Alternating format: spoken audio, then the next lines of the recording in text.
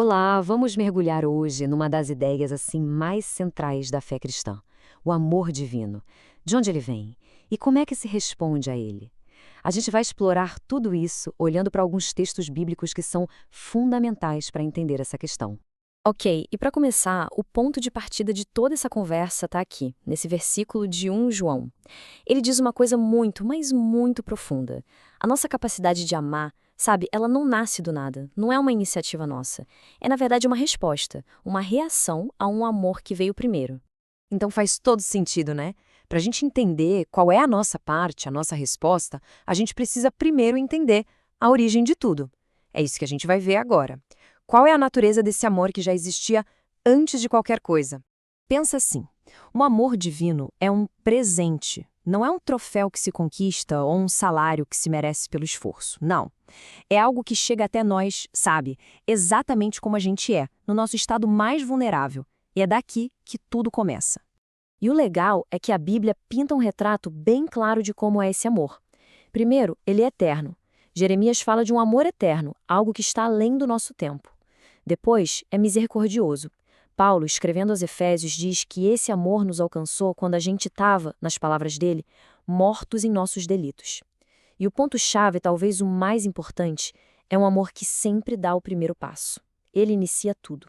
Ok, mas falar de amor pode parecer um pouco abstrato, né? Como a gente sabe que isso é real, que não é só uma ideia bonita? É aqui que a gente entra na prova, na evidência máxima desse amor. Pois é. A pergunta que fica é: qual é a prova definitiva desse amor incondicional? O que torna tudo isso concreto, inquestionável? E a resposta? A resposta está talvez no versículo mais famoso de todos. A prova não é uma promessa, é uma ação. É o ato de dar.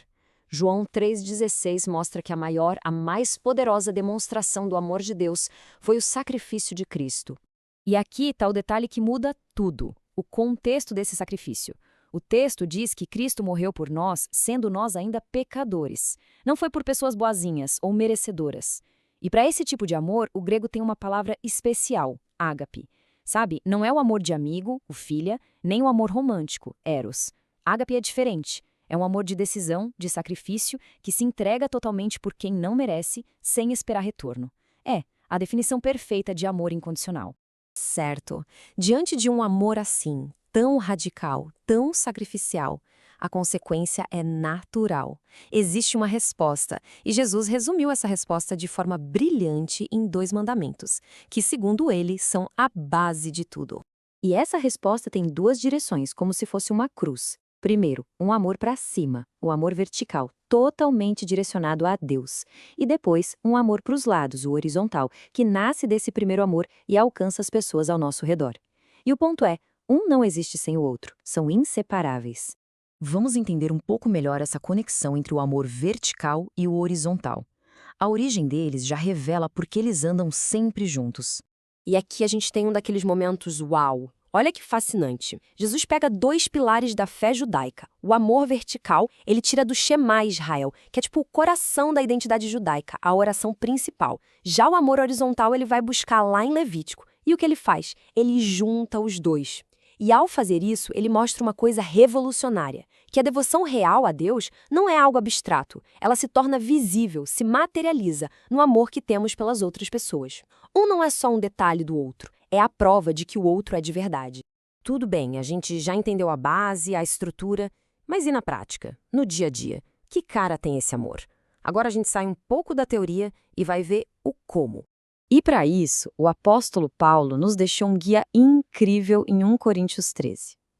Isso aqui não é poesia, não é sobre um sentimento vago, é uma lista de ações, de atitudes. É quase um checklist prático do que significa amar. É ser paciente, é ser bondoso, não ser arrogante, não guardar rancor.